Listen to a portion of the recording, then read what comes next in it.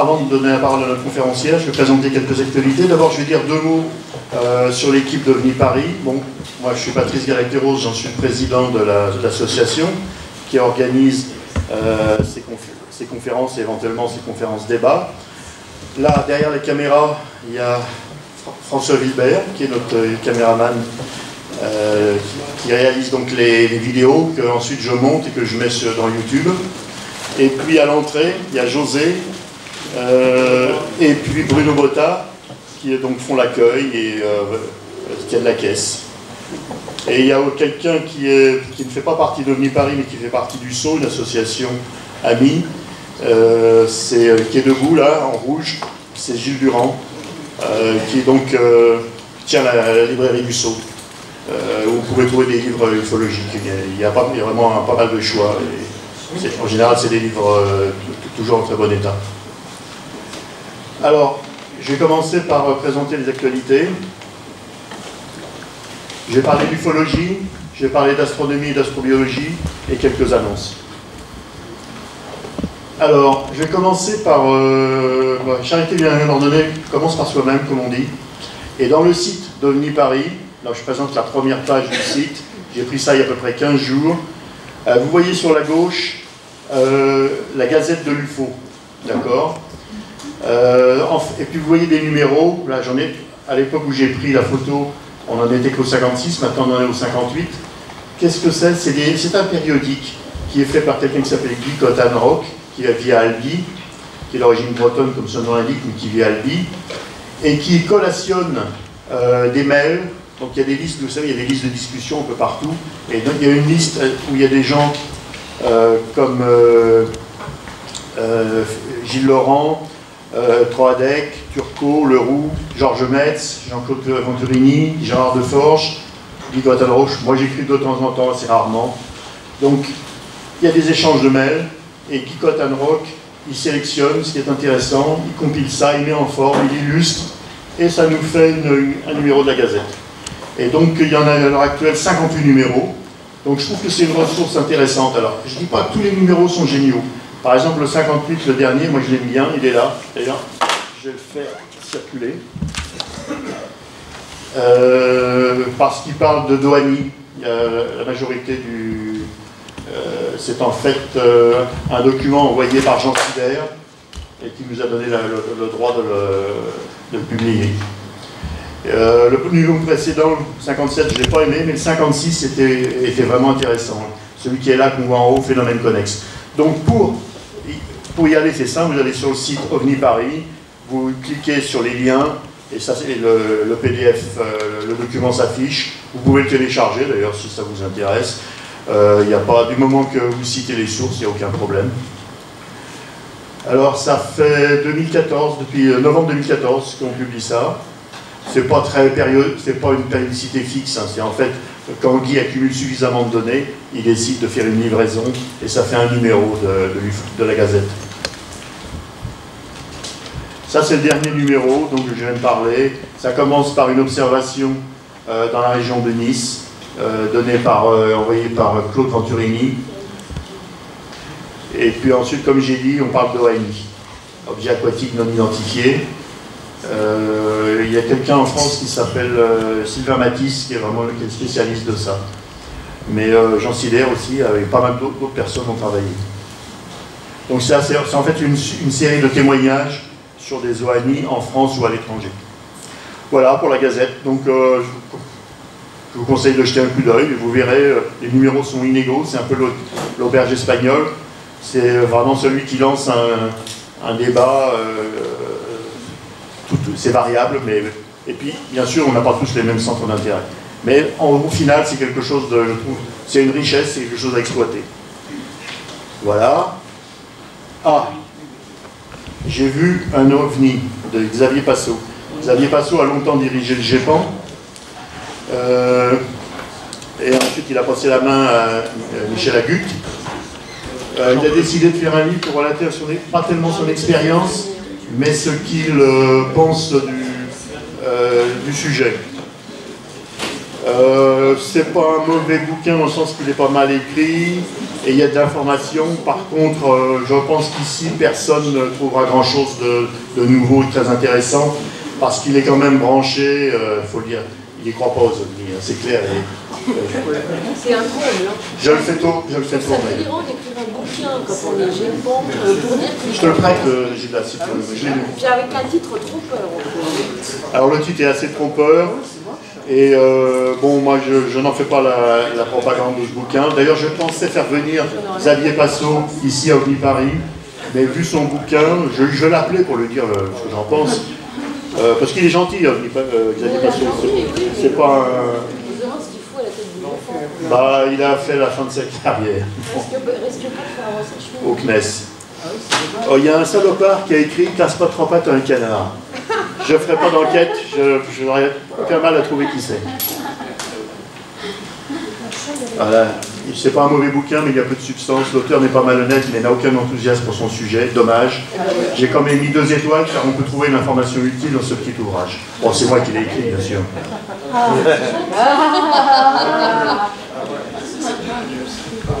Maintenant, je vais vous parler de quelque chose de beaucoup plus intéressant et sérieux. Donc, je reviens sur le sujet des ovnis du Pentagone.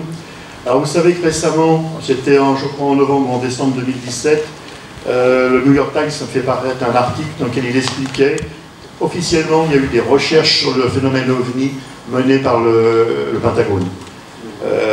C'est quand même pas 100% officiel dans le sens que c'était un groupe qui a été financé par ce monsieur, donc j'ai la photo, c'est le sénateur Harry Reid, sénateur du Nevada.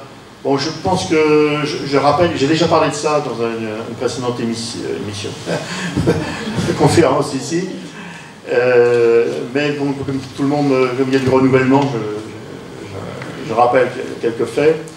Il a été chef du groupe démocrate de 2005 à 2017 et de la majorité démocrate de 2007 à 2017. C'est quelqu'un de très important dans la politique.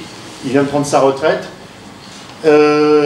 Mais il a eu un rôle important. Et surtout très intéressant, c'est un ami de Bigelow qui s'intéresse aux ovnis de longue date. Lui-même, pour des raisons familiales, s'intéresse aux ovnis. Et il avait des copains sénateurs, dont un à Hawaï et un autre, je ne sais plus, peut-être à Hawaï aussi, un démocrate et un républicain qui eux aussi avaient vu des choses et donc s'intéressaient aux ovnis. Donc tous les trois, ils ont décidé d'utiliser leur relation pour trouver un budget. Et ils ont réussi à avoir un budget de 22 millions de dollars pendant 5 ans.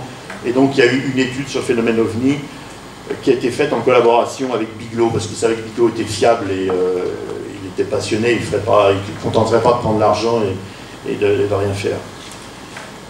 Donc, il a aussi fondé le groupe Tom DeLonge. À un moment, on parlait beaucoup de Tom DeLonge, on disait que qui c'est ce gars-là, est-ce que c'est un fumiste, un escroc, etc. Non, pas du tout, c'est une tête d'affiche. C'est une figure que M. Harry Reid a trouvée et a mis en avant pour lancer cette To The Star Academy, un groupe de recherche privé. Alors, page suivante. Mais, tout ça pour dire qu'il y a eu des observations, donc les nouvelles arrivent progressivement. Après cet article dans le New York Times, il y a eu des détails. Sur Internet, on a vu des observations faites par un chasseur bombardier américain F-18. Ensuite, on en a appris un peu plus. On a appris qu'il y a eu d'autres observations. Et on a appris des observations au large de la Californie depuis le porte-avions Nimitz. Il y avait le porte-avions Nimitz et puis des navires d'accompagnement. Donc, le radar du bateau, ainsi que les pilotes de chasseurs bombardiers ont vu des choses. Et c'est pas seulement des on-dit, les gens ensuite, nommément, se sont présentés à la presse, on dit oui, c'est vrai, on a vu ça. Les gens du bateau ont dit c'est exact, l'opérateur radar a dit il y a bien eu ces observations. Ensuite, on a appris que l'OVNI avait une forme de tic-tac, vous savez, cette espèce de bonbon ovale. Et récemment, on vient d'en apprendre encore plus de choses. C'est qu'en fait, l'OVNI faisait du yo-yo entre la haute atmosphère, 60 000 pieds, c'est-à-dire 20 000 mètres à peu près, jusqu'à 50 pieds, c'est-à-dire pratiquement la surface de la mer. Il bougeait comme ça, il descendait très vite. et en dessous, il y avait une énorme perturbation, comme si un sous-marin ou un navire coulait. Et ça a été photographié par les pilotes. Ce que disent les pilotes, c'est qu'on avait l'impression qu'il y avait comment dire, un objet sous-marin géant en dessous, et que l'OVNI, enfin, ils n'appellent pas ça OVNI, ils n'appellent pas ça UFO, ils ont trouvé un nouveau terme, c'est AAV, c'est-à-dire Anomalous Aerial Vehicle. Ouais, ça ressemble quand même étrangement à UFO. Mais bon, faut changer de temps en temps le vocabulaire. Donc ça, c'est un point, c'est quand même assez important, c'est que cette relation entre l'OVNI et quelque chose dans la mer, donc peut-être un OANI, encore. Voilà, alors la perturbation semblait avoir de 50 à 100 mètres de diamètre et être assez ronde. C'était la seule zone et le seul type d'activité en eau vive visible, et cela lui rappelait quelque chose qui descendait rapidement de la surface, comme un sous-marin ou un navire qui coule, ce que je viens de dire. Il y en a un autre pilote qui dit que ça ressemblait un peu à ce qui se passe quand il y a de l'eau qui déferle autour d'un récif ou d'une île à peine submergée. Bon, et puis voilà. Il y en a un autre qui dit que ça ressemblait à des vagues mousseuses ou à de la mousse, presque comme si l'eau bouillait. Et un sous-marin à proximité n'a rien détecté. À proximité, je ne sais pas malheureusement ce que ça veut dire, si c'est un miles, 10 miles, etc. Le sous-marin n'a rien détecté, et les marins de ce sous-marin disent que ça représentait une capacité très avancée, parce que, étant donné la capacité de nos capteurs, on aurait dû, s'il y avait quelque chose d'aussi important, on aurait dû voir quelque chose sur nos appareils. Et puis, le membre de l'équipage qui a fait son rapport, on s'est moqué de lui, il a été couvert de ridicule. C'est écrit dans le rapport, donc je trouve que ça vaut le coup de le signaler. Autre point, toujours en relation avec les ovnis du Pentagone. Donc là, la source, c'est Metro, le journal Metro anglais, et puis le journal russe international Sputnik. Méfiez-vous des extraterrestres démoniaques. Les recherches sur les ovnis aux États-Unis et au Royaume-Uni sont entravées par des peurs religieuses. Alors effectivement, Luis Elizondo, l'ancien de la CIA, qui a géré le groupe AATIP, c'est-à-dire le programme avancé d'identification des menaces aérospatiales, c'est sous ce nom-là que le groupe d'études des ovnis avait été créé. Luis Elizondo s'est rendu compte qu'en réalité, c'était pas pour des raisons budgétaires qu'on lui a coupé, qu'on a arrêté son groupe, mais c'est parce que les hauts fonctionnaires du Pentagone soit pensent que les ovnis sont comment dire, viennent de Satan, ou au contraire, on ne doit pas s'en occuper parce que c'est Dieu qui les envoie, et donc on n'a pas le droit de s'intéresser à ces choses-là. Ah, c'est ce que croient les... Il faudrait que l'Amérique est un pays beaucoup plus croyant que la France. La France est un pays très, en surface au moins déchristianisé, alors que les États-Unis, il y a encore beaucoup de gens qui sont, surtout dans la vieille génération, qui sont très très croyants, fondamentalistes.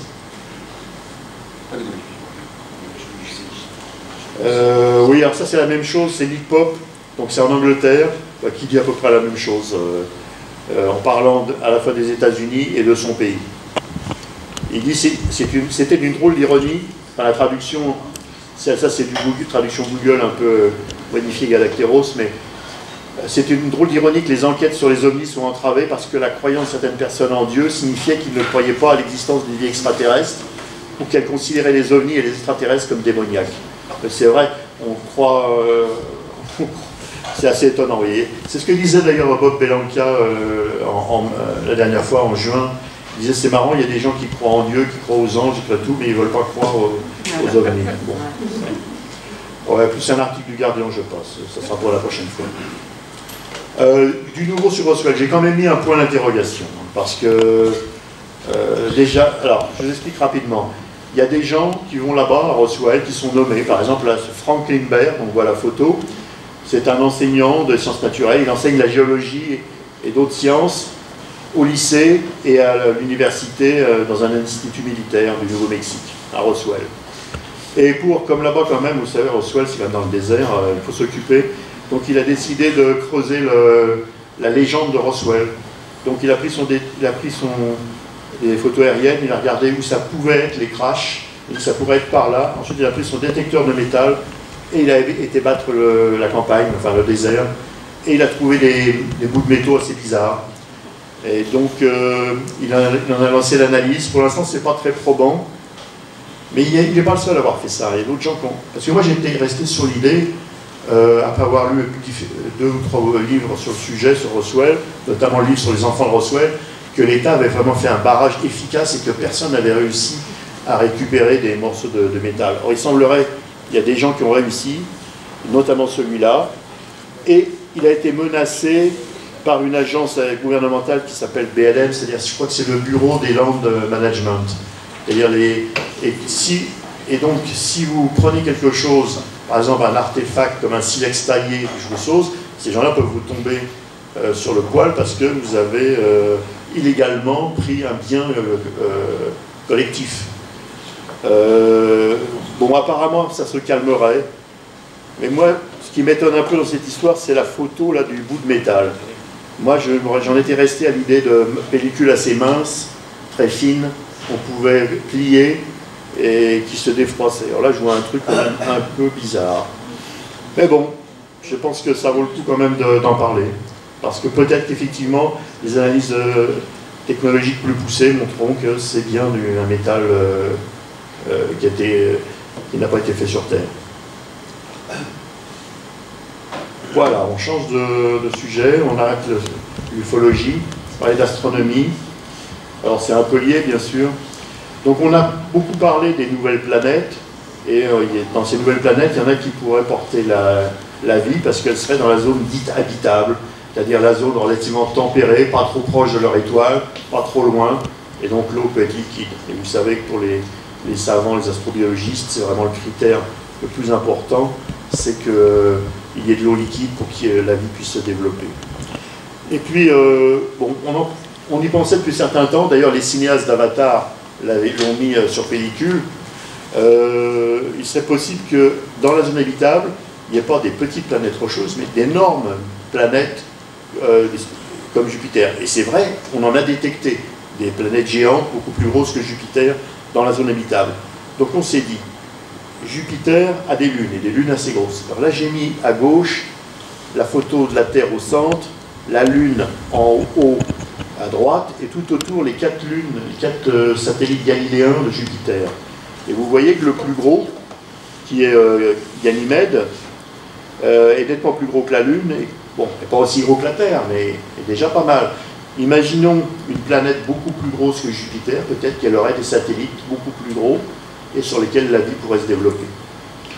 Donc voilà, c'est quelque chose qui est en train d'être étudié. Pour l'instant, on n'a pas encore été capable de détecter des satellites de planètes géantes, mais beaucoup de gens y travaillent, et ça pourrait être intéressant. Ça va peut-être déboucher dans les années qui viennent. Donc là, qu'est-ce que j'ai dit? En fait, voilà, je crois que j'ai expliqué. Oui, un autre point, c'est que c'est vrai que d'un côté, quand elle passe derrière, quand ces satellites passeraient derrière la planète géante, il y aura une éclipse, il n'y aurait plus de lumière, ce serait la nuit, une période de nuit. Mais par contre, comme elles tournent autour d'une planète géante, elles vont recevoir de l'énergie par rayonnement et par réflexion de la planète géante. La planète géante ne va pas envoyer autant d'énergie que le Soleil, que leur étoile, mais elle va en envoyer. Donc ça pourrait être favorable. Voilà, et malheureusement pour l'instant, comme j'ai dit, aucune exolune, c'est le néologisme, n'a été confirmé. Mais je pense qu'on va en trouver très rapidement. En astrobiologie, dans notre système solaire, du nouveau, vous savez que récemment on a trouvé des molécules organiques sur Mars, c'est confirmé par la NASA, mais c'est des toutes petites molécules, hein, de rien du tout, genre méthane, genre acide très simple, acide organique très simple. D'ailleurs, en général, quand on parle de molécules organiques en chimie, ça veut juste dire des molécules à base de carbone. Hein. Ça ne veut pas dire forcément des molécules produites par des corps vivants. À l'heure actuelle, tout ce qu'on peut faire, c'est détecter des molécules, et ensuite leur origine, ça reste, pour l'instant, on ne sait pas faire. Alors, la grande nouvelle, c'est que progressivement, alors Encelade, donc, excusez-moi, donc autour de Saturne, il y a un certain nombre de satellites qui sont représentés là. Tout en bas, il y a Saturne. Ensuite, vous avez le plus gros satellite qui est Titan, pardon. Et puis ensuite, vous avez je ne connais pas par cœur, Rhea, Dione, Thétis et Encelade. Oui, Encelade, c'est tout petit, ça fait 500 km de diamètre. Et bien, c'est sur cette petite lune-là qu'il y a peut-être, c'est le plus approché pour trouver de la vie dans le système solaire. Pourquoi? Pourquoi elle a l'air bien ronde? C'est parce qu'elle comporte beaucoup d'eau. Donc il y a une couche de glace, en dessous il y a un océan, et au centre il y a un noyau rocheux. Ce qui s'est passé, c'est qu'on a rapidement détecté que, vous voyez, il y a des jets de gaz qui sortent de cette lune. Donc, ce que vous voyez en travers, ce n'est pas un ovni, c'est mon écran qui commence à donner des signes de faiblesse. C'est vrai que je n'ai pas payé cher, mais il ne vaut pas beaucoup plus cher. Mais ça, c'était l'aparté.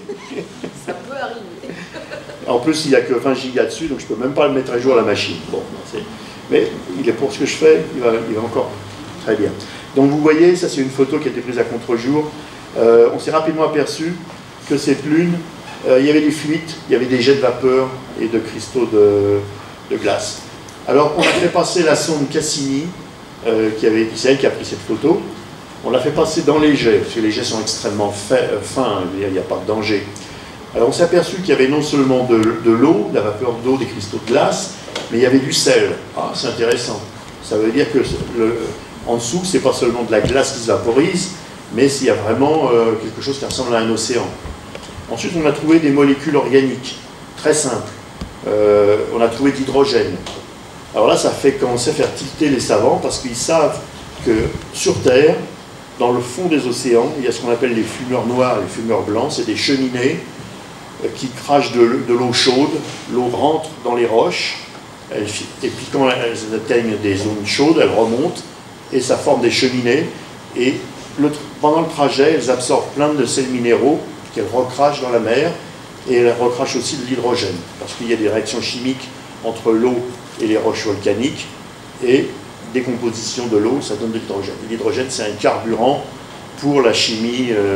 Chez nous, il y a beaucoup de bactéries qui sont capables de fonctionner avec de l'hydrogène et puis du gaz carbonique et puis des sels minéraux.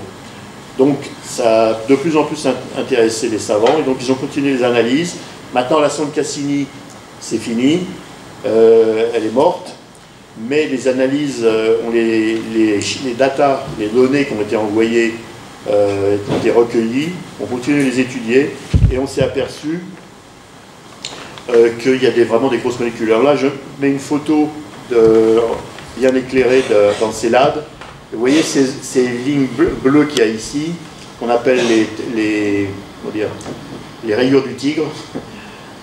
C'est par là que sortent en fait la vapeur. Mais là, comme on est en pleine lumière, on les voit pas.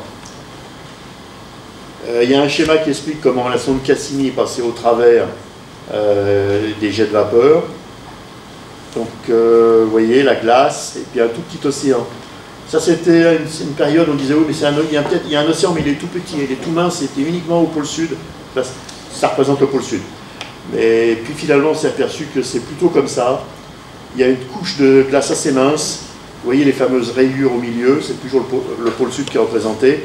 Et puis l'océan est très épais, très large, quelques dizaines de kilomètres. Je crois que c'est marqué. Non, c'est pas marqué. Si, c'est marqué 65 km. Et puis vous avez ces fameux fumeurs blancs ou fumeurs noirs qui crachent des sels, qui crachent donc des nutriments potentiels. Et donc on s'est aperçu que dans les jets de vapeur, donc il y a des très grosses molécules avec des dizaines d'atomes de carbone. On ne sait pas ce que c'est, mais c'est quand même assez extraordinaire. Et là vraiment, il y a une possibilité réelle qu'il y ait la vie sur cette minuscule planète. Donc il va de soi qu'il va y avoir ça va donner fin aux scientifiques, et il va y avoir des sondes qui vont être envoyées, on ne va pas en rester là. Cependant, c'est très loin Saturne, hein. Pour envoyer une sonde là-bas, il faut des années et des années. Donc, on en reparlera, mais on sera un peu moins jeune. Voilà. pour la partie un peu scientifique, pas un peu, j'espère. En termes d'annonces, bon, la librairie des Sceaux, j'en ai déjà parlé, elle vous attend, il y a certainement des choses qui peuvent vous intéresser. Que nous promet la rentrée à OVNI Paris? En septembre, quelqu'un qui s'appelle Patrice Javel, vous voyez la photo là, bon, vous ne voyez pas très bien. Il va nous parler de propulsion des ovnis. Hein. Il s'est formé, c'est un technicien, électronicien, spécialiste de robotique, qui s'est formé en MHD et en physique, et il va nous parler donc de MHD et d'antigravité. Il m'a dit ce que je vais te présenter, c'est un peu ce que devrait faire Jean-Pierre Petit, mais Jean-Pierre Petit passe rapidement là-dessus. Moi, je vais le développer. Voilà. Moi, j'en attends. Ça va certainement être intéressant parce que ça nous change. On revient un peu vers la tôle et les boulons, c'est vrai, mais il en faut un peu de tôle et de boulons quand même. Comment est-ce qu'il s'appelle? Patrice Javel. Il est du sud-ouest de la France. Je sais plus si c'est Albi ou sur la. Bon, je peux le trouver, son adresse, si tu veux. Et en fait, il y a des choses à dire aussi sur l'antigravité, parce que oui, le MHD, c'est Jean-Pierre Petit, ou oui. Jérôme Connaît. Oui. Il a des choses à dire sur l'antigravité, là j'avoue que je ne sais pas ce qu'il a dit. Là, ce serait intéressant. Ouais. Oui, c'est tout à fait. Comment? C'est quand même très différent. Oui, c'est très différent. Oui, parce que la MHD, c'est la propulsion dans l'atmosphère, C'est bien ce que c'est. ou dans l'eau, avec les OANI. Bon. Pardon? Claude Poher a inventé une théorie. Oui, d'ailleurs, il se base notamment sur des idées de Petit, de Poher et d'autres scientifiques. Pas que francophones, aussi les anglo-saxons. En octobre, donc, Robert Roussel, qui est assez connu parce qu'il est auteur de l'ouvrage, il va nous... Bon, il n'est jamais venu à OVNI Paris, donc j'ai pensé que c'était important qu'il passe. Moi j'ai lu son livre Les ovnis, les oubliés de la science, j'ai trouvé excellent. Et récemment il en a fait une mise à jour, je ne sais pas si c'est vraiment un nouveau bouquin, une mise à jour, c'est OVNI le déni. Donc voilà, il va nous expliquer tout ça en octobre. En novembre, Daniel Aran, qui a écrit beaucoup, qui s'est beaucoup intéressé surtout au crop circle, mais qui a aussi travaillé sur les ovnis, notamment qui a écrit un livre intéressant sur les ovnis et le nucléaire. Il est un petit peu en... comment dire? Il s'intéresse aussi à la partie ovnis et conscience, parce que lui, les ovnis, il les verrait bien comme des élémentaux. Donc, quelque chose à cheval entre le matériel et le spirituel. Et bon, c'est un point de vue. De toute façon, les ovnis, c'est quelque chose de pluriel, de protéiforme. Donc peut-être que plusieurs personnes différentes peuvent avoir raison en même temps sur le sujet. En plus des conférences, un groupe de discussion. Alors ça, bon, je ne vais pas en parler longuement parce que c'est purement hypothétique. Moi, je verrais bien, en plus de OVNI Paris, peut-être une semaine après, alors ça ne serait pas du tout des conférences, ça serait on pourrait discuter sur, par exemple, la conférence précédente ou sur n'importe quel sujet ufologique. Ça reviendrait un petit peu... ça ne serait pas comme ce que font les repas ufologiques, puisque le repas ufologique, il y a toujours un sujet, c'est un peu comme nous, il y a un conférencier, mais ça serait purement de la discussion. Alors, j'en ai parlé avec Didier Boulanger, c'est un petit peu... Et moi, j'ai l'idée d'une salle, j'ai l'idée d'un endroit. Ça va peut-être se déclencher, on verra.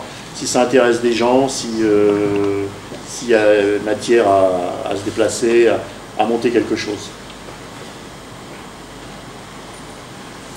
Il est possible aussi, parce que c'est arrivé seulement aujourd'hui, et ce document je l'ai fait finaliser il y a 2 jours, que le CERO vienne ici, et en collaboration avec OVNI Paris, mais sous la responsabilité du CERO, fasse venir M. Jacobs, le spécialiste des abductions américain. Donc il viendrait en personne ici, il ferait ça une conférence et derrière il y aura un débat. Ça sera signalé de toute façon dès que c'est décidé ou annulé, de toute façon ça sera signalé dans le site ovniparis.fr. Voilà. Sinon il y a eu un miracle, il y avait en juillet il y avait un dénommé Jean-Pierre Troidec qui devait venir, c'était un gendarme, un vilain gendarme, et il a été remplacé par une charmante avocate, ex-avocate. Qui s'est déguisé. Je vais lui laisser la parole. Ex-avocate, oui. Je finis.